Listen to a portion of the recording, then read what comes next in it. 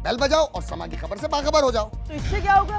खबरें हो या रीएनएक्टमेंट या हो सुबह सवेरे के टोटके, समा की खबर चाहिए तो बेल बजाइए।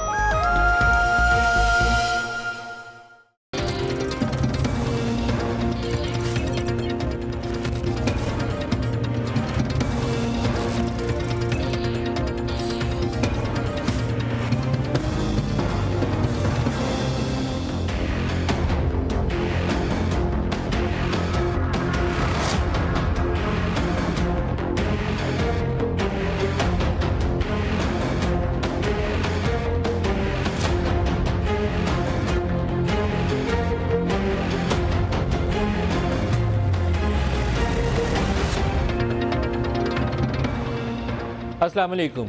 सुप्रीम कोर्ट के अंदर इमरान खान और जहांगीर तरीन, इनकी कंपनीज कहाँ थी और कैसे इन्होंने बाहर प्रॉपर्टीज़ ली, उसके हवाले से जो नून लीग ने चैलेंज किया हुआ है, हनीफ अब्बासी साहब ने चैलेंज किया हुआ है। आज अदालत ने पहले उनसे पूछा आप मुताज़रा फरीक हैं, क्योंकि उनके मद्दे मुकाबल तो इलेक्शन नहीं लड़ा हुआ, तो उन्होंने कहा मैं तो नून लीग की तरफ से, क्योंकि मैं नून लीग का हिस्सा हूँ इसलिए मैंने चेक किया हुआ है। तो अदालत ने यह भी पूछा आपके पास क्या नून लीग की अथॉरिटी है कि आप इस चीज़ को चैलेंज कर रहे हैं। फिर उन्होंने कहा कि ये पैसे तो इन्होंने खुद वापस लुटा दिए थे। तो अदालत की आगे से ऑब्जर्वेशन जो है वो काफ़ी मानी खेज़ है। उन्होंने कहा अगर खुद पैसे लुटा दिए थे तो फिर तो ईमानदार हुआ, फिर इसको कैसे सादिक और अमीन के ऊपर नाहल करार दे दें।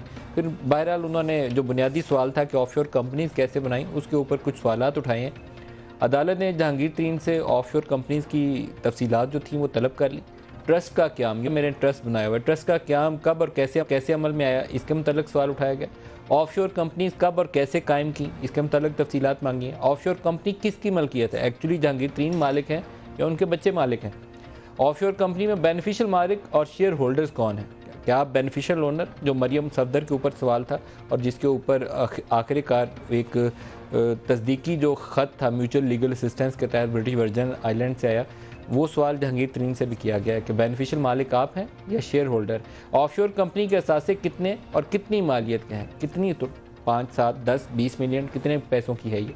ऑफशोर कंपनी के लिए रकम कैसे मुंतकिल हुई। तरीन साहब का दावा यह है कि सारी रकम जो है बैंकिंग चैनल से गई है। वो बैंकिंग चैनल कौन से हैं यकीनन उनके वकील को बताना पड़ेगा। उनके वकील ने वादा किया है अदालत के साथ कि तमाम तफसीलात जो हैं अदालत के सामने रखेंगे। कल उम्मीद है कि इस हवाले से मज़ीद पेशरफ्त होगी तो हतमी तौर पर हम कुछ कहने की पोजीशन में होंगे। ये मेन हमारा टॉपिक रहेगा, लेकिन इस मेन टॉपिक की तरफ आने से पहले आज एक ऐसा वाक़या हम कोशिश करते हैं कि बाद ऐसी ख़बरें जिसमें पाकिस्तानी माशरे के अंदर मौजूद जो है जहालत का एक अंसर और बर्बरियत का अंसर जो है, जिससे किसी मज़लूम की ज़िंदगी मुश्किल में पड़ जाती है, उसको हाईलाइट करें ताकि किसी की दाद रसी हो सके, किसी को इंसाफ मिल सके।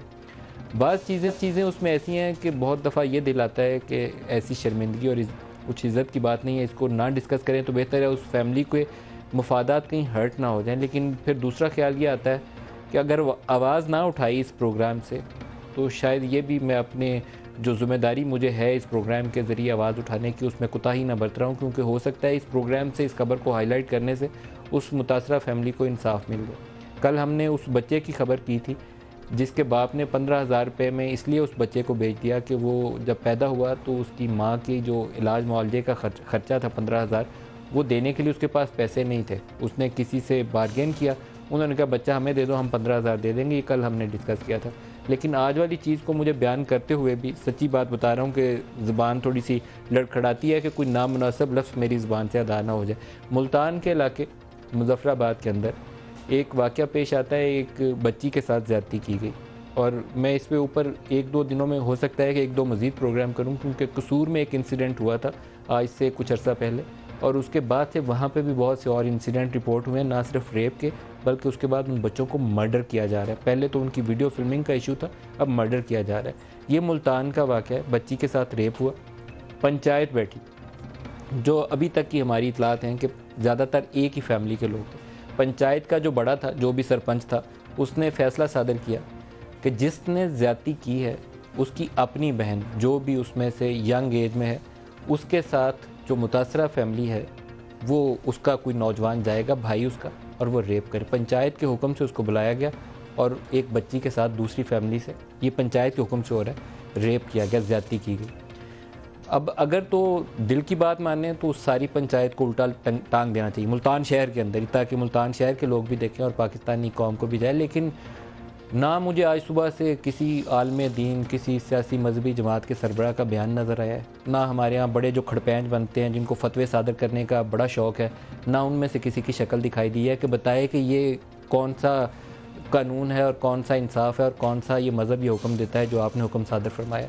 कोई नहीं बोला। इसीलिए ये बुराई हमारे माशरे से ख़त्म नहीं हो रही बल्कि उसकी जड़ें मजबूत हो रही हैं। वो मुतासरा फैमिली इस वक्त हमारे साथ है। एथिक्स तो डिमांड करते हैं कि मैं इस फैमिली का तज़किरा भी ना करूं। कोशिश करेंगे कि उनका चेहरा प्रोड्यूसर साहब नज़र ना आए, नाम भी नहीं लिखेंगे, लेकिन उनकी ज़ुबानी इसलिए सिर्फ सुनवा रहा हूँ, सिर्फ इसलिए सुनो कि शायद इनको इंसाफ मिल जाए। ये गवाही जो इस टीवी चैनल के ज़रिए ये आवाज़ दी जाएगी, हो सकता है कि अदालत से इनको इंसाफ मिल जाए। हमारे वहाँ नुमाइंदे हैं राशिद हमीद, उनकी वसातत से इनसे सवाल करेंगे क्योंकि मुझे बताया गया है कि ये सराइकी ज़ुबान ज़्यादा बोलते हैं, शायद मेरी पूरी बात पूरा सवाल समझ नहीं पाए। ये लड़की ख़ुद भी बेटी है इस पाकिस्तानी कौम की जिसके साथ ये जुल्म हुआ, ये भी हमारे साथ है और उसकी माँ भी है। राशिद, इनसे पहले तो यही हमें पूछ के बताएं कि असल वाक़या क्या है, इन्हीं की ज़ुबानी हमें पता चल जाए। जी बिल्कुल अफसोसनाक वाक़या पेश है यहाँ पर राजापुर में, और वालदा जो है बच्ची की, वो जो मुतासरा बच्ची है उसकी वालदा हमारे साथ मौजूद है, हम इनसे बात करते हैं। अच्छा ये दसो किमें वाक़या पेश आया, किमें तुम्हारी बच्ची नाल ज़्यादती थी, मुकम्मल ज़रा तफसील नाल दसे। मुकम्मल थे ये मेरा बच्चा डंगरा ना गया था, धमराया आई ते वो धमराया दा बेटा आई बेटी नाल बच्ची नाल ते ना चक्की ते सी निज़ाम चलाए सी मेरे बेटे को मारे इसी दूसरा चाटा मेरे बेटे ने निज़ाम चलाए सी वो हक निवाज को नहीं की थी, हक निवाज मारी मेरे को ला गई सकू एकदम मोहब्बत दी माँ जरा गई परने छोरी गई गई बेटियाँ अपने को उन्हें क्या सही नहीं गिन सकू कुंवारी बेटियाँ दी कुंवारी बेटी गेंद गई हक निवाज खास कर बेटे दे हथ चढ़ी थी शवाक अंदर बुआ चमारे बेतरा चार पाँच बारू खड़े रह गए। मैं दार गति रखे मेरे मम्मा तो मिंगी नहीं ओ बाण छिकण पे बेटी दी वो कह कि तू बोलियो तो तेको फायर मरे सूँ और डर गए मैं धार गति थी मैं डर गई हाँ और ढेर सारे बंदे हैं अस चारा से अस धार गति रखी बेटी बेहोश थी गई चीका मरेंदी रह गई बेहोश थी गई वो निकली बाल पिच मुंड कूटे लाई ने बाहर कजे ने बेहोश ऐसे गेना है बेटी को ज्यादती की थी ने बेटी नाल साड़ी नाल। जी बिल्कुल नदीम मलिक साहब, इनका ये कहना है कि इनका जो बेटा था वो जानवर चरा रहा था और जानवर चराने के दौरान उसके बेटे पर इल्ज़ाम लगाया गया कि उसने एक बच्ची के साथ जो है ज़्यादती की है। उसके बाद इसके जो वालदा जो थी उस लड़के की, ये खातून वहाँ पहुँची और उसने जाके कहा कि उसके बच्चे ने कोई ज़्यादती नहीं की। फिर पंचायत की तरह वो घर में गए उनके और वहाँ पर जाके बात की और उन्होंने मुतालबा किया कि आप अपने जो घर की जो लड़कियाँ हैं उनको यहाँ पर लेकर आएँ। तो फिर ये वहाँ पर पहुँचे और उन्होंने कहा कि जो कंवारी बच्ची है आपकी, आप उसको भी लेकर आए। तो वो ये वहाँ उनके घर पर गया सुलह सफाई के लिए कि उनको सफाई देने के लिए कि उसके बेटे ने कोई किसी किस्म का जुर्म नहीं किया। तो जहाँ पर पंचायती वहाँ पर मौजूद थे उनमें से कुछ पंचायतियों ने ये फैसला किया कि जो जिस तरह एक बच्ची के साथ ज़्यादती हुई है तो उसी तरह दूसरी बच्ची के साथ, दूसरी हवा की बेटी के साथ भी इसी तरह इसी पंचायत में जो है उसके साथ ज़्यादती की जाए। तो इस खातून का ये कहना है कि 4 अफराद जो थे वो असला के ज़ोर पर बाहर खड़े रहे और जो बच्ची थी इनकी उसको कमरे में बंद कर दिया गया और जो मुलजिम था उसने उस बच्ची के साथ ज़्यादती की। और जो 4 अफराद थे उन्होंने इनको ये कहा कि अगर आपने शोर किया या कोई और कार्रवाई की तो आपके खिलाफ जो है आपको फायरिंग की जाएगी, आप पर तशद्दुद किया जाएगा। तो बच्ची का ये कहना था, जो इसकी वालदा है ये कह रही है कि इसकी बच्ची जो है वो वहाँ पर रोती चिल्लाती और इल्तिजा करती रही लेकिन किसी को उस पर रहम नहीं आया। जी नदीम साहब। राशिद, ये भी पूछें कि वो कौन लोग थे पंचायत के हुक्म देने वाले, उनका नाम बताएं और ज़्यादती करने वाले का भी नाम बताएं। जी आप ये तुसा ये दसो कि जेड़े पंचायत है जो अफराद हैं वो कौन कौन हैं ते ज़्यादती करने वाला केड़ा लड़का आई? शवाक आई, शवाक ज़्यादती करने वाला ओ आई बे 4 एक रफीक एक सोना एक पटवारी एक हक निवाज आई 4 बारू कण 5 में ज़्यादती की गई। जी इनका ये कहना है कि 4 अफराद जो थे वो बाहर खड़े रहे लेकिन जो मरकज़ी मुलज़िम जो था अशफाक, उसने उस बच्ची के साथ ज़्यादती की। सोनू, रफ़ीक और बाकी जो पंचायत के उन्हीं के जो घर के जो अफराद थे वो घर के बाहर पहरा देते रहे और इन पर बंदूक तान के खड़े रहे और इनको ज़दोकोब करते रहे। कौन था राशिद? पंचायत में कौन कौन था राशिद? अजीब पंचायत में इनका ये कहना है कि एक रफ़ीक था, सोनू था और हक नवाज था और अमीन था और बाकी भी काफ़ी सारे जो हैं वो अफराद वहाँ पर मौजूद थे। लेकिन मजीद हम इनसे ये पूछें, अच्छा, अगर इससे पूछें राशिद, इससे पूछे, इस बच्ची से, इस बेटी से पूछें कि ये कोई अपील करना चाहे इंसाफ के लिए तो इस चैनल के ज़रिए वो भी कर सकती है। जी बिल्कुल, नदीम मलिक साहब बात करते हैं इस मुतासरा बच्ची से। अच्छा, तुसा ये दसो, तुसा कोई अपील करना चाहते हो वज़ीर आला को, वज़ीर आज़म को, या सारे समा टीवी दे तवस्सुत नाल कहीं हुकाम को कई हवाले नाल कोई अपील करना चाहते हो? वज़ीर आज़म दे पाकिस्तान दे मुकैसी सारा फी वज़ीर आज़म मुकैसी पाकिस्तान मुकैसी सारे गरीबां दी। अच्छा, ये दसो, तुसा आला जेड़े हुकाम हैं, जेड़े वज़ीर आला हैं, वज़ीर आज़म हैं, अते समा दे तवस्सुत नाल तुसा कें को अपील करे सो अपनी इमदाद दे हवाले नाल, इंसाफ दे हवाले नाल? वज़ीर आज़म दे इमदाद करे सो पाकिस्तान दे भी। जी, इनका ये कहना है कि जो आला हुकाम है, वज़ीर आला, वज़ीर आज़म जो है वो इनकी दाद रसी करें, इनकी मदद करें और इनको इंसाफ दिलाएं, क्योंकि ये सरायकी इलाका है। बहुत शुक्रिया, और इस मुतासरा फैमिली का शुक्रिया जिन्होंने इस मुश्किल मरहला है जिसमें आमतौर पर बात करना मुमकिन नहीं होता, उसके लिए हमारे साथ शिरकत की। एहसन यूनुस साहब CPO मुल्तान हमारे साथ हैं। एहसन साहब, आप फरमाइएगा, ये कौन लोग थे और कौन कौन गिरफ्तार हुआ है? क्या मुलजिम जो जिसका वो नाम ले रहे हैं जिसने रेप किया वो पकड़ा गया? पंचायत के सारे लोग जिन्होंने ये हुक्म दिया वो पकड़े गए? हाँ सर, आपका बहुत शुक्रिया, आपने मुझे मौका दिया। सबसे पहले तो ये कि इंतहाई अंदोनाक, जिस तरह बच्ची ने आपको सारी बात बताई सर, वो है। और इसमें इस तरह है सर, तकरीबन 27 लोग हैं सर जो इस सो कॉल्ड सी पंचायत या जो एक घिनौना जुर्म है उसके शरीकदार हैं। आपको वो तफसील तो पता चल गई, जिस तरह एक पहले बच्ची छोटी के साथ ज्यादती हुई और ये अपना बदला लेने वहां चले गए और इन्होंने ये एक फैसला किया। मैं बाकी तो तफसीलात जो हैं वो सारी आपके सामने हैं, लेकिन यहाँ पे एक चीज जरूर मैं पेश करना चाहता हूँ आपकी वसातत से कि ये सारे का सारा स्कैंडल, ये सारा का सारा घिनौना जुर्म मुल्तान पुलिस ने अनर्थ किया है। ये किसी जगह पे, ये जो फर्स्ट केस हमारे पास वायलेंस अगेंस्ट वुमेन सेंटर में हमने इन्वेस्टिगेट किया, ये सारी तफसील उससे निकली। इवन के जो पहला केस है उसमें भी ये कतन कहीं पे नहीं आया कि किसी ने। क्या एहसन साहब, वो पंचायत के लोग सारे गिरफ्तार किए आपने, और जो जिसने ज्यादती का निशाना बनाया वो गिरफ्तार हुआ? जी, 20 लोग गिरफ्तार हुए जी। इसमें उनकी तफसील मेरे पास है जी, वो आप लंबी है। तकरीबन उसमें 16 मर्द हैं और 4 खवातीन हैं जो इस पंचायत में शामिल थी। इसमें 7 लोग अभी मजीद बकाए हैं जिनको हम रेड कर रहे हैं। वो लड़का जिसने ज्यादती की, क्या वो पकड़ा गया? अशफाक? नहीं सर, वो अभी अशफाक नहीं पकड़ा गया जी, उसको हम रेड कर रहे हैं इंशाल्लाह। और वो जो अमीन नामी शख्स है और जिसने पंचायत में हुक्म दिया जी, वो पकड़ा गया जी, वो पकड़ा गया। और ये हमारे पास है थाना मुजफ्फराबाद में जी। ये डॉक्टर आरिफ अलवी साहब हमारे साथ हैं, पाकिस्तान तहरीक इंसाफ के रहनुमा, वो भी आपसे बात करना चाहते हैं। ये बताइए कि उस लड़की का DNA एग्जामिनेशन हुआ, मेडिकल टेस्ट हुआ? बिकॉज हो गया कंप्लीट। मेडिकल रिपोर्ट एस्टैब्लिश करती है रेप, जो अभी तक हमने खबर पड़ी है उससे एस्टैब्लिश होता है। आप क्या बताते हैं? हम कहते हैं कि ज्यादती है, ज्यादती हुई है, रेप किया जी। वो बाकी है कि तफसीली, क्योंकि अभी हमारे पास इनिशियल मेडिकल रिपोर्ट है, तफसीली मेडिकल रिपोर्ट भी DNA की रिपोर्ट आ गई है जी। DNA नहीं सर, अभी नहीं है जी DNA की रिपोर्ट। हमने जो पेप्सा पंजाब फोरेंसिक साइंस एजेंसी में सारे सैंपल्स भिजवाए हैं। बहुत शुक्रिया आपका एहसन यूनुस साहब। नदीम अफजल चंद साहब, डॉक्टर आरिफ अलवी साहब और मुसद्दिक मलिक साहब, तीनों को प्रोग्राम में खुशामदीद करता हूँ। नदीम अफजल चंद साहब, आप इसके ऊपर कुछ बात करें। देखिए, मैं सारी चीज़ तो नहीं सुनी, लेकिन जो रेप का केस हुआ है पंचायत ने को फैसला किया है जो मुझे समझ आई है। और पंचायत के हुक्म पे बच्ची को उन्होंने बदले में रेप किया। मेरे ख्याल में जहाँ पर लोकल जुडिशल सिस्टम अगर हमारा कमज़ोर हो, इंसाफ ना मिले, तो ये पंचायतें उसी वक्त आती हैं। और फिर ये मेरे ख्याल में ये हमारे सिस्टम की ख़राबियाँ हैं। और इस पर एक बड़ा गुड गवर्नेंस वाला सूबा है। मैं ऐसे टॉपिक के ऊपर मैं समझता हूँ हमें सियासत ज़ेब ही नहीं देती ऐसे टॉपिक पे करने की, लेकिन ये एक ऐसा घिनौना जुर्म है कि इस पे देखना ये चाहिए कैसे वाक़यात होते क्यों हैं। यकीन जानिए, रेप के केस हर जगह पे हो रहे हैं, लेकिन रिपोर्ट को नहीं करता।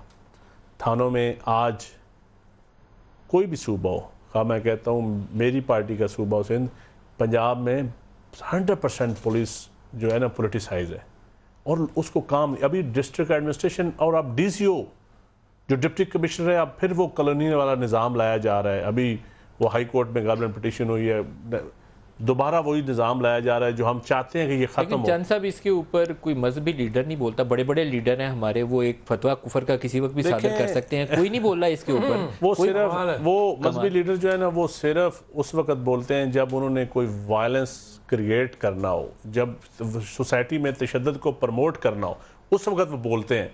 उसी वक्त वो तोहिन रसालत के कानून को भी ले आते हैं, उसी वक्त वो हर चीज़ को लेके आ जाते हैं, उसी वक्त मुसलमानों को काफिर भी डिक्लेयर किया जाता है, उसी वक्त फिर दरूद और बरूद की बातें भी होती हैं। क्या क्या नहीं होता ये हमारी सोसाइटी में, अल्लाह माफ़ करे। डॉक्टर आरिफ अलवी साहब, तो मैं समझता हूँ बड़ी बड़ी ये उनका हक बनता है, लेकिन उससे बड़ा ये मेरा हक है, पॉलिटिकल क्लास का हक है, सबका हक है। आपने अपना हक अदा किया ना, तो मैं समझता हूँ कि हमारी लोकल इंटेलिजेंस या लोकल एजेंसीज, हमारी पुलिस सिस्टम ऐसा होना चाहिए कि जिस पे हर बंदे को पता हो कि मुझे इंसाफ मिलेगा। मीडिया को रिपोर्ट करने की जरूरत है, मीडिया तब रिपोर्ट करे जब वो देखे कि इंसाफ मिल रहा है लोगों को, ये चीजें रिपोर्ट करने की जरूरत ना पड़े।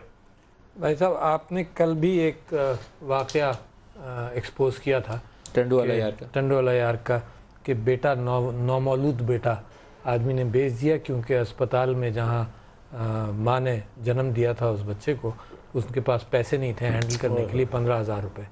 तो मैंने उस पर लिखा था कि मैं रोज़ाना जीता हूँ और रोज़ाना थोड़ा थोड़ा मरता हूँ ये बातें सुनकर, क्योंकि मैं समझता हूँ कि मैं ज़िम्मेदार हूँ बाकी हर तरफ, क्योंकि मुझे भी अल्लाह ताला ने माशरे में एक मुकाम दिया है तो मैं जुस्तजू कर सकता हूँ। तो सबसे पहले तो जितने लोग यहाँ बैठे हैं सब उस मुकाम के, और आप भी अपनी तरफ से कोशिश करते हैं, ज़िम्मेदारी हम पर है। किसी के ऊपर उंगली उठाना तो बात की बात है, ये माशरे के अंदर ये कैफियतें हैं मौजूद और इनको ठीक करना है। यकीनन हम हुकूमत को भी जिम्मेदार ठहरा सकते हैं अगर कहीं निगलेक्ट हो, मगर जिम्मेदारी पहले मैं कबूलता हूँ। ये वैसे कलेक्टिव है रिस्पॉन्सिबिलिटी। मैं ये नहीं कहता कि सिर्फ शहबाज शरीफ की है, ये हर उस शख्स की है जो इस पाकिस्तान में रहता है और वो जुल्म देखता हो। रोजाना लोग देखें, वो खुदकशियां करते हैं। हालत की इंतहा देखें, लेकिन शहबाज शरीफ की ज्यादा बनती है। बुला के किसी की उसके हुक्म से वहाँ रेप किया गया। मलिक साहब, कोई इंसानियत पता नहीं कैसे मार की सब की बनती है, लेकिन हुक्मरान जो प्रिविलेज एंड पर्क्स एंजॉय करते हैं उनकी ज्यादा बनती है। वो है, लेकिन मैं समझता हूँ कि मेरी भी और आपकी भी जिम्मेदारी, मेरी और आपकी जिम्मेदारी है, डोला को पकड़वाने की भी जिम्मेदारी है, उसके ऊपर आवाज बार बार उठाने की जिम्मेदारी। ये इनकी बात बिल्कुल दुरुस्त है कि हुक्मरान की जिम्मेदारी यकीनन ज्यादा है। सवाल उससे भी होगा, क़यामत के दिन भी उससे सबसे ज्यादा होगा कि तुम्हें अथॉरिटी दी। एक तो ये बात मैं कर रहा था।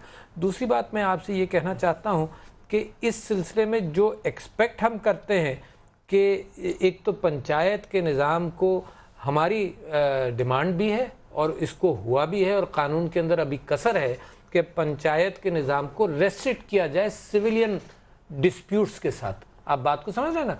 सिविलियन डिस्प्यूट, साइकिल चोरी भी है, doesn't have to go through the entire court system. Alternate dispute resolution जो बिल मैंने मूव किया उसके अंदर हमारा यही कहना था कि ये सिविलियन डिस्प्यूट्स जो है ना, लेन देन के, इसके अंदर पंचायत, क्रिमिनल इश्यूज के अंदर पंचायत का रोल नहीं होना चाहिए। आप समझे मेरी बात? क्रिमिनल इश्यूज के अंदर नहीं होना चाहिए। और मुख्तलिफ अंदाज से, यानी आप ये देखिए तो बड़ा कॉमन है ना कि कहीं कोई इंसिडेंट हुआ, जनाब उस बच्ची की शादी इधर किसी बुजुर्ग से कर दी ताकि कंपनसेशन हो जाए, है। This is evil. और डॉक्टर मुसद्दिक मलिक नहीं हो रहा। डॉक्टर मुसद्दिक मलिक, मैं इस पे जितना भी अफसोस किया जाए कोई लफ्ज़ नहीं, मुझे तो खोखले अफसोस वाले अल्फाज मुझे तो सिर्फ ये है कि आप लोग बाख्तियार पोजीशंस पे बैठे हो। आप सारे लोग जो है मुअस्सर लोग हैं, आप आवाज़ भी उठाएं और कुछ करें, मुज़म्मत नहीं करें, प्रैक्टिकली कुछ करें। मैं तो आज सुबह दोपहर से इस पे बात कर रहा हूँ। बात ये कि मुझे अब ये बात करने के बाद 2-3 मरतबा अल्फाज जो हैं, जैसे आप कह रहे हैं, खोखले सुनाई, अपने अल्फाज खोखले सुनाई देते हैं। हमारे मुआशरे के अंदर बुनियादी तौर पे जो चीज़ सामने आती है और बारहा आती है वो ये है कि हमने औरत को हमेशा एक जो उसको हैसियत दी है वो ऐसे दी है जैसे कोई बर्तन होता है जिसमें किसी और की इज़्ज़त है। यानी कभी वो बाप की इज़्ज़त है, कभी वो भाई की इज़्ज़त है, कभी वो बेटे की इज़्ज़त है, लेकिन वो कोई इज़्ज़तदार एंटिटी नहीं है। एक ऐसी एंटिटी जिसको आप ट्रेड करते हैं कि अच्छा इसके साथ तुमने ज़्यादती की, मेरी इज़्ज़त की ख़राबी की, ऐसे करते हैं कि बराबरी करने के लिए इस बर्तन को इधर ले आओ और इसके अंदर हम बराबर कर देते हैं। ये जब तक हमारे मुआशरे के अंदर, जैसे कि आप कह रहे थे, उलमाए कराम को आज आवाज़ चीख चीख के उठानी चाहिए, हुक्मरानों को आवाज़ चीख चीख के उठानी चाहिए, और हम उठा रहे हैं। आपने देखा है कि पुलिस ने कहा कि हमने ये अनअर्थ किया है, तो वो पुलिस का अफसर जो है वो भी थोड़ा सा उसको मुस्तहिक है कि अगर कुछ दिन से बात चल रही थी। मुतमईन होता अगर आज आपके पार्लियामेंटेरियन इसके ऊपर बात करते हैं, मैं मुतमईन होता अगर मौलाना फजलुर रहमान और सिराजुल हक इसके ऊपर कोई फतवा सादर करते। मैं आपके साथ हूँ, लेकिन मैं उसके साथ साथ ये कहूँगा जो आपने जहाँ से बात शुरू की थी कि हमें अपने गिरबान में मुआशरे की जो हालत है, आखिर मौलाना फजलुर रहमान मुआशरे को बदलेंगे कैसे जब मैं और आप वो आप ठीक कहते हैं, लेकिन आखिर कुछ घरों के अफराद थे, एक पंचायत थी, वो हमारी सोशल फैब्रिक का हिस्सा है। अंदाजा करें कि 10 खानदान होंगे जिनमें खवातीन थी बैठी हुई, जो खुद खवातीन है, उन्होंने बैठ के ये फैसला किया कि एक औरत जो है उसको एक और औरत से ट्रेड किया जाए, यानी पहली औरत की तस्लील की गई, रेप है। मैं वही आपको कह रहा हूं, मगर मैं आपको, मुझे जैसे आप कह रहे हैं कि अल्फाज अजीबो गरीब, आप किस तरह के अल्फाज, मगर असल बात जो मैं बार बार सामने लाना चाह रहा हूं कि हर बंदे ने यह गर्दाना कि वो खुद को इज्जतदार नहीं, जिसने जुर्म किया उसको फांसी लगानी चाहिए थी, जिसने अगर पहला रेप हुआ है, अगर जिसने रेप किया उसको फांसी लगानी चाहिए थी। क्या उसकी सजा उसकी बहन ने कुछ ऐसा किया था कि उससे उसका इंतकाम लिया जाए? तो इन पंचायतियों का क्या करेंगे जब तक इनको पनिश नहीं करेंगे? अगली पंचायत का आप रास्ता नहीं रोक सकते। नंबर एक, मैं आपसे इस बात पे सहमत हूं। दूसरी बात यह है, मैं ये समझता हूं कि रिवायत के नाम पे जो हम चीज़ें आगे बढ़ा रहे हैं, चाहे हम लेजिस्लेशन के जरिए बढ़ा रहे हो, मैं उनको पर्सनली, ये हुकूमत का मौक़िफ़ नहीं, मैं उनको सपोर्ट नहीं करता। रिवायत हमारी के अंदर जो इस्तेहसाल है, चाहे वो माइनॉरिटीज़ का हो, चाहे वो ख़वातीन का हो, इन रिवायात को तोड़ना हमारा फ़र्ज़ है। इस नाम के ऊपर के इस तरह के केसेस ये कर लें, ये वो ज़मीन के ऊपर भी इस तरह का तसल्लुत अपनी जो इलाकाई कवानीन के मुताबिक कर सकते हैं, पानी के ऊपर भी कर सकते हैं। मैं ये समझता हूँ कि हमें एक यकसा कानून नाफिज करना चाहिए। अगर आप ADR करना चाहते हैं तो ADR का बिल लाएं। ये जो रिवायती पंचायत है वो रिवायती ADR नहीं, ADR के अंदर अगर आप आर्बिट्रेशन करते हैं तो एक जज बैठा होता है आपके सामने। ब्रेक लूंगा, लेकिन ये जो पंचायती सिस्टम हमें आगे बढ़ाना पड़ेगा, आपको पनिश करना पड़ेगा ताकि अगली पंचायत ये फैसला ना करे। आपके साथ हूं। एक ब्रेक ले लें, हमारे साथ रहिए।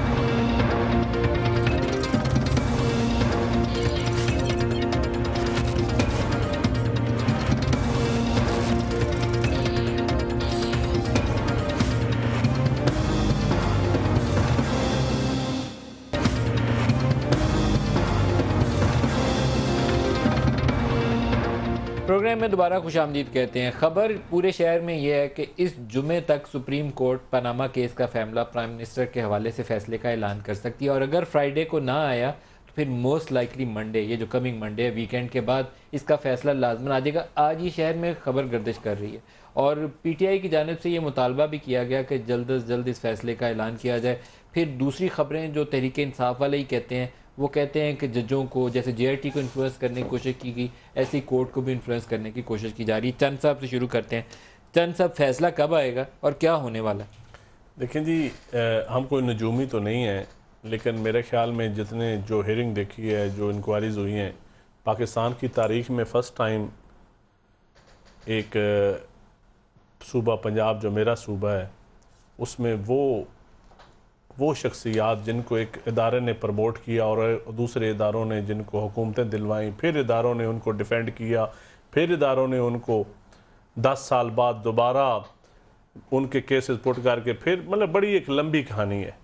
और IGI से लेकर उसामा बिन लादेन फंडिंग, फिर जैसे क्यूम, रफ़ीक तारड़ के बैग्स, सारे अगर देख लें, उदैबिया, रेडको, मुल्क सवारो, कर्ज उतारो, ये सारी, आप JRT से भी आगे चलेंगे, गोरख धंधे में मैं समझता हूँ अगर आप निकलें। और इस वक्त जो फैसला है सुप्रीम कोर्ट ऑनरेबल अदलिया मेरे ख्याल में जल्द फैसला करेगी। हिस्टोरिकल इलेक्शन तो अच्छा होगा, क्योंकि मुल्क स्टॉक एक्सचेंज की जो हालत हो रही है इस वक्त, मुल्क में कन्फ्यूजन तो आपकी क्या फैसला आ सकता है? आपने तो चार्जशीट जो है वो JRT से डबल कर दिया। मेरी तवक्को ये है कि ताकतवर लोगों का एहतसाब अगर नहीं करना तो फिर बलूचिस्तान में पहाड़ पे बैठे हुए को भी माफ़ कर दें, फिर जेलों के दरवाजे खोल दें। छोटे छोटे, कोई पिस्टल में, कोई खोती चोरी में, कोई कब्ज़ा में, 5 मरले के कब्ज़ा में, ट्रेसपास में, मतलब आप लाखों लोग पड़े हुए हैं, उनके भी दरवाजे खोल दें। अगर आपने ताकतवर लोगों का एहतसाब नहीं करना, इस मुल्क के रोल मॉडल जिस तबके को होना चाहिए पॉलिटिशियन को, अगर उनका एहतसाब आपने नहीं कर सकना, आपने बेबसी का इजहार करना है, आपने नज़रिया ज़रूरत को सामने रखना है, आपने जमहूरियत के लिबादे को और मजबूत, जमहूरियत के लिबादे में हम जो छुप जाते हैं, मैं अपनी बात कर रहा हूँ एज ए पोलिटिकल वर्कर, हम जब जमहूरियत के लिबादे में अपनी शख्सी आमरीत को, हम अपनी जमहूरियत के लिबादे में अपनी शख्सी आमरीत को छुपाने की बात करते हैं, तो फिर मेरे ख्याल में फिर मुल्क खुदा न खास्ता कायम नहीं रहते। अल्लाह ताला रहम करे वो। लेकिन आपको ये ऐसा शक है कि कोई नजरिया जरूरत टाइप कोई फैसला आ सकता है? मेरा नहीं ख्याल है, मुझे लगता है कि कोर्ट ने जो काम कर लिया, मैं अगर तो पीपल्स पार्टी का केस होता तो फैसला तो 1.5 साल पहले ही आ चुका होता सुओ मोटो होता और 5 दिन में फैसला हो चुका होता, क्योंकि ये एक ऐसी पावरफुल रूलिंग फैमिली है जिनकी रूट्स, जो इनके बकौल के रूट्स अवाम में हैं, मेरे बकौल रूट्स इदारों की बुनियादों के नीचे हैं नीचे से लेकर छत के, वो पंजाबी में कहते हैं ना, पार्चा तक पहुंच चुकी है रूट्स। पार्चा समझते हैं?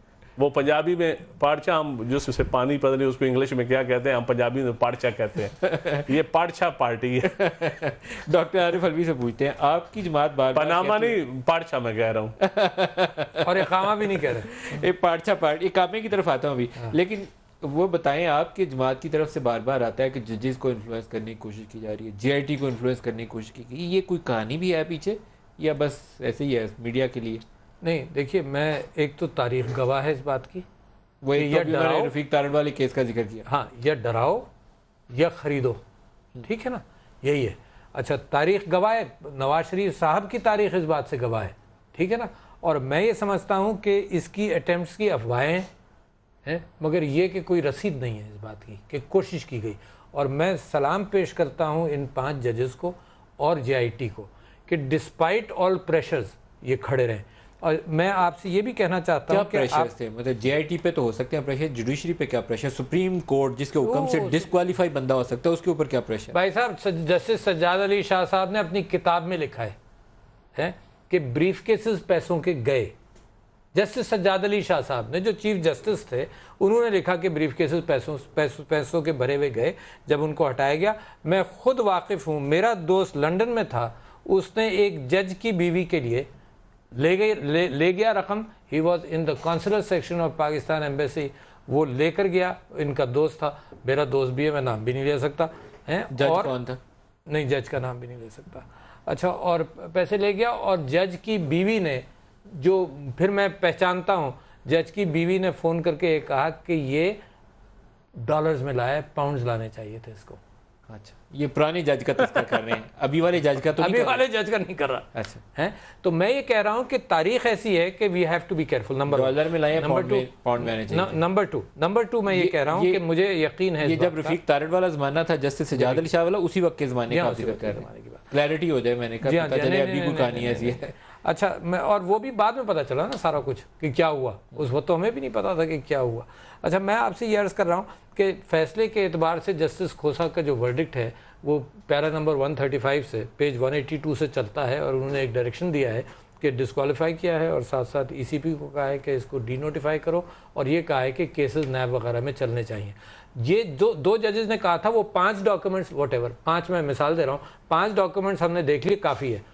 बाकी 3 ने कहा कि वो 5 ना काफ़ी है, मगर अब तो 500 आ गए ना, दूसरे अंडे बच्चे हो गए कि जी फोर्जरी भी हुई, ये भी हुआ, वो भी हुआ। डॉक्टर मुसद्दिक साहब, देखिए, आपने तो फैसला पहले ही सादर कर दिया, आपसे मतलब है, मेरे जो दोस्त हैं उन्होंने तो फैसले पहले ही सादर कर दिए हैं। सुप्रीम कोर्ट की इतनी खास ज़रूरत तो नहीं थी, क्योंकि ये तो सेटल हो सकता था। डॉक्टर साहब, जी हाँ, डॉक्टर साहब और दीगर मेरे डॉक्टर साहब ख्वाहिश का इज़हार किया, फैसला नहीं सादर किया। ये चंद साहब ने तो इस्तदा की है, मैंने इस्तदा और फैसले में फ़र्क होता है। मैं तो इसी एहतराम के अंदर ये गुफ्तगू कर रहा हूँ, लेकिन अगर आप इजाज़त देंगे तो कर पाऊँगा। तो एक तो ये मैं कहना चाहता हूँ। दूसरी बात ये है कि जिसको हम इखलाकी जुर्रत कहते हैं कि इल्ज़ाम लगाया तो फिर नाम भी दें। ये तो नहीं हो सकता कि आप कैमरे के ऊपर बैठ के लोगों के ऊपर इल्ज़ाम लगाएं, और अगर आपसे कहा जाए इल्ज़ाम लगाते वक्त आप में इखलाकी जुर्रत है, मगर जिस वक्त नाम आपसे पूछा जाए, और जस्टिस सज्जाद अली शाह साहब की किताब का जिक्र नहीं, मैं तो आपने जो लंदन वाली बात की उसका जिक्र कर, उसका इजाफा कर रहा हूँ। जी, आप इजाफा किया तो नाम भी बता दें, जज साहब। हाँ, ये देखिए, नहीं बताओ, ये कोई नई बात नहीं है। भाई साहब जस्टिस सज्जाद अली शाह की मेरी पारी पे तो मैं ही बात करूंगा। मुझे आप इल्जाम लगाएंगे, अगर आप ऐसे करेंगे तो मैं उनको बात नहीं कर रही। करें मगर आप अब जाती हमला करने जा रहे हैं। नहीं, मैं माफी चाहता हूँ, मैं बिल्कुल जाती हमला नहीं कर रहा। जाती हमला आपने किया उन पे जिन पे आपने इल्जाम लगाया बगैर नाम के। किसी के ऊपर नहीं, मैंने नहीं किया, किसी का नाम किसी के ऊपर इल्जाम नहीं लगाया है। डॉक्टर साहब उनको बात अब मैं दूसरी जो बात करना चाहूंगा कि ये शायद रिवायत है, अभी कहा गया इमरान खान साहब ने कि 10 अरब रुपए जो हैं वो मुझे रिश्वत के तौर पे पेश किए गए। जिस वक्त नाम पूछा, कहा कह जो दिया, मैं कह रहा हूं आपको कि मुझे दिए हैं, लेकिन नाम नहीं बताऊंगा। नाम क्यों नहीं बताएंगे? इस वजह से कि उनकी जिंदगी खतरे में पड़ जाएगी। किन की जिंदगी खतरे में पड़ जाएगी? जिन्हें पहले प्राइम मिनिस्टर ने कहा है कि जाके 10 अरब ले आए। प्राइम मिनिस्टर को तो पता है होना चाहिए कि वो कौन है, तो फिर आपके नाम लेने से उनकी जिंदगी काहे खतरे में पड़ जाएगी? आज आपने इल्जाम लगा दिए सुप्रीम कोर्ट के ऊपर भी। आपने कहा कि सुप्रीम कोर्ट को भी खरीदने की कोशिश की जा रही है। इसका मतलब है कि वो जो 5 मोअज़्ज़ज़ जजेस थे और अब 3 मोअज़्ज़ज़ जज हैं, उनमें इतनी इखलाकी जुर्रत नहीं है कि वो ये अवाम को बता सकें। बाकी सब बता सकते हैं, लेकिन इनके मुताबिक उनमें भी इखलाकी जुर्रत नहीं कि वो ये बता सकें कि हमें खरीदने की कोशिश की गई या हमें पैसे जो हैं वो ऑफर किए गए। ये सिर्फ इमरान खान साहब को पता है। तो ये मैं समझता हूं कि एक तरीकाकार है, ये तरीकाकार चल रहा है। जिस दिन से धरना शुरू हुआ है, 35 पंक्चर की आपने बात सुनी, कोई सबूत नहीं। उसके बाद आपने सुना कि ये हमारे वो उर्दू बाजार के अंदर छपाई हुई, सबूत नहीं। उसके बाद पूछा गया कि अच्छा भाई वो एक MI के ब्रिगेडियर थे जिन्होंने ये इलेक्शन रिग करवाया, सबूत नहीं। उसके बाद आप क्या किया? जस्टिस फखरुद्दीन जी पे, इब्राहिम पे इल्ज़ाम, जस्टिस चौधरी साहब पे इल्ज़ाम, chief of the army staff पे इल्ज़ाम। हमारे लिए ये बिल्कुल नई बात नहीं, आप जरूर इल्ज़ाम लगाएं, पैसों पे आते हैं। मैं इलेक्शन रिगिंग में नहीं जाऊंगा जी, वो मेरे जवाब आपका पता है कि वो प्राइवेट प्रिंटिंग प्रेस हायर किए गए थे, लेकिन मैं उसमें नहीं जाऊंगा। आप ये जजों पे कहते हैं पैसों का अगर इन्फ्लुएंस करने की सरकार कोशिश कर रही है, JIT को करने की कोशिश की, तो कोई ऐसी एविडेंस दें या जज पकड़ के इनको कटहरे में खड़ा कर लेते हैं। हिम्मत कैसी? उन्होंने स्ट्रांग बातें की। मैं समझता हूं कि जजेस के फैसले बोलते हैं, फैसले बोलने चाहिए जजेस, और फैसले बोलेंगे इंशाल्लाह बोलेंगे, जिसके भी हक में हो। मेरे ख्याल में हिस्टोरिकल फैसले होंगे और ये टर्निंग पॉइंट है। जुमा और सोमवार कितने दिन, जितने दिन भी हैं, 5 दिन 10 दिन लगेंगे, ये हिस्टोरिकल फैसले हैं और ये टर्निंग पॉइंट है इस मुल्क के लिए। अच्छा होगा या बुरा होगा टर्निंग पॉइंट। लेकिन नजरिया जरूरत यहाँ जिसका खर्चे का इज़हार कर रहे थे वो अब आना नहीं है, क्योंकि इन्होंने JIT बनवा के फैक्ट फाइंडिंग कर ली हुई है, डॉक्यूमेंट्री एविडेंस इनको भी पता है, इनको भी पता है और मुझे भी मलिक साहब मैं ज़्यादा बहस इसलिए नहीं करना चाहता क्योंकि इस वक्त मीडिया के ऊपर भी कुछ मीडिया मालकान भी जुडिशरी के भुगत रहे हैं, तो इन अदालत, और मैं समझता हूँ मैं ज़्यादा कमेंट्स करने भी नहीं चाहिए। मैंने हियरिंग सुनी है, लेकिन मैंने ये देखा है कि ये फैसला जो पब्लिक की पल्स है ना, पब्लिक की डिमांड है कि ये हिस्टोरिकल फैसला हो, और ये इदारों की बका का मामला है।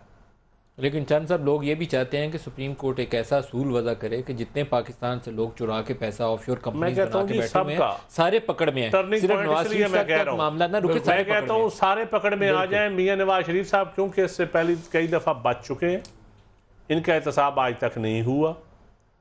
भुट्टो साहब की नेशनलाइजेशन से लेकर ज़ियाउल हक का इनका नवाजने से लेकर जो भुट्टो साहब की नेशनलाइजेशन का, तो ये बताते हैं, ये कभी नहीं बताया इन्होंने कि ज़ियाउल हक ने 1 रुपया के एवज हमें सारी इंडस्ट्री वापस कर दी है, कितने पैसे दिए, कंपनसेशन हमने कितनी ली, मुशर्रफ दौर में डील हमने कितनी की, कितने नैब को पैसे हमने प्री बार्गेनिंग में दिए, कितने नेशनल बैंक का लोन हमने डिफॉल्ट में वापस किया, ये कभी नहीं बताया।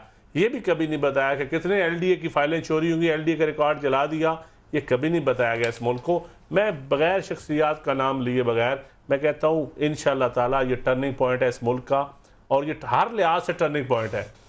यहाँ इस मुल्क में कानून की हुक्मरानी होगी या बिल्कुल नहीं होगी, या होगी या बिल्कुल, या जंगल का कानून होगा या रूल ऑफ लॉ होगा, रूल ऑफ लॉ की शुरुआत होगी। डॉक्टर आरिफ अलवी साहब। जनाब अली, एक तो मैं ये बात बता दूं कि मैंने नाम लिया, मैंने बहुत बड़ा नाम लिया जिसकी एलिगेशन है कि जजेस को पैसा दिया गया, वो जस्टिस सज्जाद अली शाह, बहुत बड़ा नाम, इससे बड़ा उसने किताब में लिख दिया, ये भी नहीं कि ज़बानी कोई चीज़ मैं कोट कर रहा हूँ।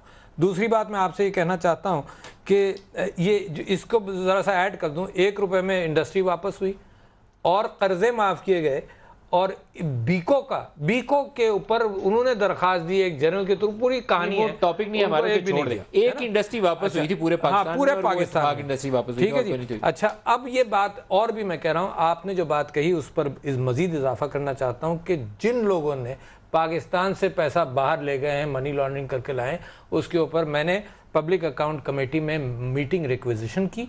SCCP के चेयरमैन, जिनके जो अब फ़िलहाल गिरफ्तार हैं, वो थे, FBR के चेयरमैन थे, नैब के चेयरमैन थे, सब थे। मैं आपको झूठ बता रहा हूँ ना कितना किया। SCCP के चेयरमैन को मैंने पूछा कि नवाज शरीफ के ख़िलाफ़ कोई इन्वेस्टिगेशन आपने शुरू की थी, कोई है? उन्होंने कहा नहीं, हमारा तो कोई ताल्लुक़ नहीं। अच्छा, इसके ऊपर वहाँ तकरार हुई, यानी एक और MNA थे, उन्होंने कहा जी आप सियासी सवाल कर रहे हैं। तो मैंने कहा कि नहीं, ये सवाल जेन्युइन बनता है। आपको मालूम है जो JIT ने तहकीकात की, JIT ने कहा 28 केसेस तो नैब में पड़े हुए हैं। 28 केसेस, रायविंड की ज़मीन कैसे खरीदी गई, सड़क कैसे बनाई। साहब ने 3 साल पुरानी तारीख में केस बंद किया। हाँ नहीं, मैंने कहा कोई केस, मैंने ये नहीं कहा कि बंद हो गया, मैंने कहा कोई केस आपके पास आया था? उन्होंने कहा नहीं, हमारा तो frame of reference he money laundering नहीं है। मैंने कहा फिर किसका होगा? ये रिकॉर्ड पर है। और SCCP के जो चेयरमैन एजाजी साहब ने, उन्होंने ये कहा हमारा कोई नहीं। और आपको मालूम है JIT ने तहकीकात करके बताया कि 2 केस। आज आपको पता है स्टैंडिंग कमेटी के अंदर मांडवी साहब ने जब वो कहा कि वो लेके आए सारा टैक्स का रिकॉर्ड जो JIT को दिया, तो वहाँ पे भी एक सीन क्रिएट हो गया। हाँ, FBR वाले स्टैंडिंग कमेटी को, कौमी असम्बली को, पार्लियामेंट को ये चीज़ें देने पे तैयार नहीं। जी हाँ, और वहाँ पर भी सीन क्रिएट हुआ। और जो सीन एक टेलीविजन, रऊफ क्लासरा साहब ने इसको बड़ा उठाया कि साहब ये कितनी बदतमीजी वहाँ पे की गई, और वहाँ पर सीन क्रिएट हुआ। और इसी आदमी ने झूठ बोला, और रिकॉर्ड ला कर दिखाना चाहिए और बताना चाहिए।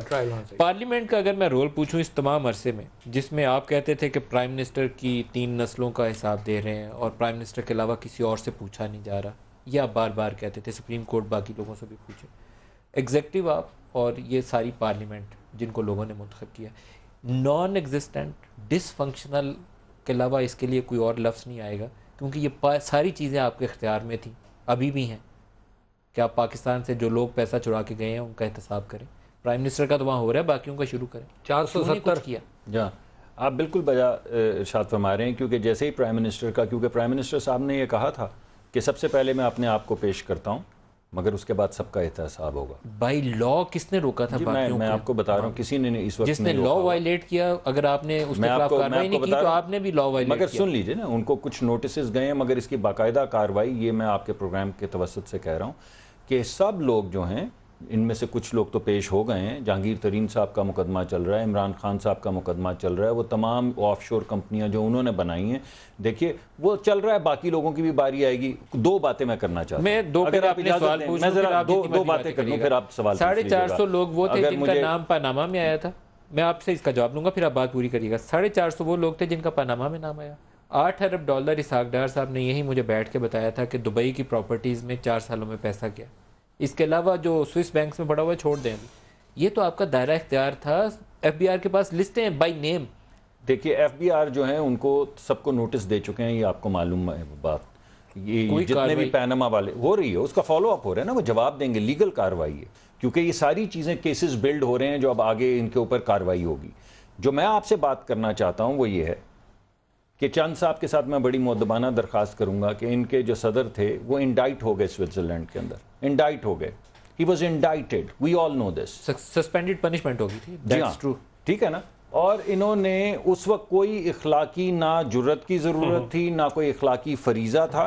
इन्होंने कुर्बान कर दिया अपने वज़ीर आज़म को, लेकिन सुप्रीम कोर्ट की इंस्ट्रक्शन के बावजूद वो सस्पेंडेड, जो आप कह रहे हैं सज़ा हुई थी, इन्होंने वो ख़त नहीं लिखा, स्टैच्यूट ऑफ लिमिटेशन ख़त्म होने दिया ताकि कभी आइंदा उस केस की पैरवी ना हो सके। वो मुकर्ररा वक्त जिसके अंदर हुकूमत को पैरवी करनी होती, इन्होंने ख़त्म किया। गिलानी साहब की ठीक है वजारत इसलिए गई। तो ये थोड़ा सा इनको अपने, हमें भी और इनको भी और सब पार्टी को अपने अपने गिरेबान देखने चाहिए। अब मैं ज़रा दूसरी तरफ आता हूँ। अगर हम बनाते हैं एक ऑफशोर कंपनी तो वो हराम है, लेकिन अगर वही ऑफशोर कंपनी तरीन साहब या इमरान खान साहब बनाते हैं तो वो हलाल है। ये तफरीक है हलाल और हराम की। अगर तरीन साहब जो हैं अपने साहबजादे और साहबजादी को पैसे भेजते हैं बाहर और फिर वो पैसे उनकी वालदा को वापस मिल जाते हैं उन्हीं तोहफ़ों की शक्ल के अंदर, तो वो तो बिल्कुल हलाल है, उसमें आगे पूछने की क्या ज़रूरत है। लेकिन अगर वज़ीर आज़म के साहबजादे जो हैं उनको पैसे भेजते हैं और वो अपनी बेटी को देते हैं तो हराम है। ये भी एक बात जो है वाज़ेह हो गई।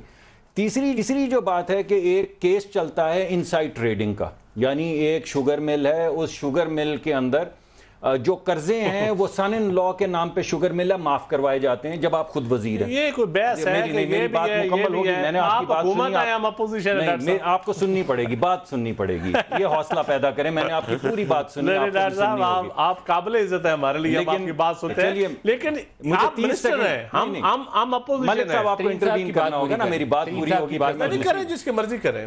तो जिस वक्त आप अपने सन इन लॉ के जो कि वो राइट ऑफ करवाते हैं, उसी वक्त आप अपने माली और अपने नाम के ऊपर शेयर्स खरीदना शुरू कर देते हैं उस फैक्ट्री के जो आपने खरीदनी है, क्योंकि डिस्ट्रेस में जब शेयर्स खरीद लेते हैं तो फिर ऐलान करते हैं कि ये फैक्ट्री अब मैंने अपने सन इन लॉ से खरीद ली। उस केस के अंदर आप 7-8 करोड़ रुपया जमा करवाते हैं SECP के अंदर जुर्माने के तौर पे, लेकिन अगर आप इनसाइड ट्रेडिंग करते हैं तो इसका कोई ताल्लुक नहीं है। अच्छा, वो हक सच है, वो हक सच है। एक चीज मैं पूछ लूं, जी प्लीज, ये इस्तदार लेकर नून लीग का एक बंदा अगर सुप्रीम कोर्ट के सामने जाए, उससे बहुत बेहतर ना होता कि आपकी एग्जीक्यूटिव जो रूल वायलेट किए, रूल तोड़े, उसमें पकड़ के जहांगीर टीम को जेल में डाल देती। बस अब दूध का दूध फैसला है, सुप्रीम कोर्ट पानी का पानी हुआ। एग्जीक्यूटिव किस काम के लिए? सारे मुकदमात एक तो मुसद्दक मलिक साहब ने जो कहा, अगर आसफ अली जरदारी साहब को सैफुर रहमान के मुकदमात के बाद 11 साल की जेल के बाद, यूसुफ रज़ा गिलानी की नायली के बाद भी अगर आपको चैन नहीं आया, तो मेरी तरफ से तो आप भी इजाजत है, आप बनाए मुकदमात, बिस्मिल्लाह करें, और आप भी कहें कि बिस्मिल्लाह करें, मरियम और नवाज शरीफ साहब का एहतसाब करें, जिस तरह मैं कह रहा हूं ना अपनी पार्टी की लीडरशिप के बारे में, मुसद्दक मलिक साहब को भी इसी तरह अपनी पार्टी के लीडरशिप के बारे में कह दिया। और एक बात हकीकत है, अगर इस मुल्क में ना बचाया गया ग्रुप इत्तफाक, तो फिर ना रहेगा मुल्क में इत्तफाक, ना रहेगा इदारों में इत्तफाक। अल्लाह पाक पाकिस्तान पे रहम करे। अल्लाह पाक की जिम्मेदारी ज्यादा, अल्लाह पाक हर चीज का, आप अल्लाह पाक अवाम की कोई जिम्मेदारी नहीं, इदारों की कोई जिम्मेदारी, जो इतनी बड़ी गाड़ियों में फिरते हैं, इतनी तनख्वाहें लेते हैं, इतने प्रोविडेंट पर्क्स लेते हैं, कस्टोडियन है आइन के, कानून के, इस अवाम के, उनकी कोई जिम्मेदारी नहीं है। क्लोजिंग रिमार्क सर, मैं ये कहता हूं कि इन्होंने ऑफशोर कंपनी के कहा कि वो हलाल वो हराम, मैं कहता हूं हराम के पैसे से कोई भी काम होगा वो अल्हम्दुलिल्लाह कहने से हलाल नहीं हो जाता, और ऑफशोर कंपनी हलाल के पैसे से बने, जायज सारी कंपनीज दुनिया में बनती हैं, तो लिहाजा ये डिफरेंशिएट करें, ये कौम को कंफ्यूज करते हैं। दूसरी बात मैं आपको ये बता दूं कि मोदी साहब ने ये कहा कि पनामा के बाद जो हमने एक्शंस लिए, 45% of Indian wealth has come back to India, ये उन्होंने खुद कहा। और इनका हाल देखिए कि टाल मटोल एक्शन बाद में लेंगे जब नवाज शरीफ का हो जाएगा, बिकॉज ये सारे मुसद्दक मलिक साहब, नदीम अफजल चंद साहब, बहुत शुक्रिया आप हमारे साथ रहे। आज के लिए इतना ही, इजाजत दीजिए, खुदा हाफिज़।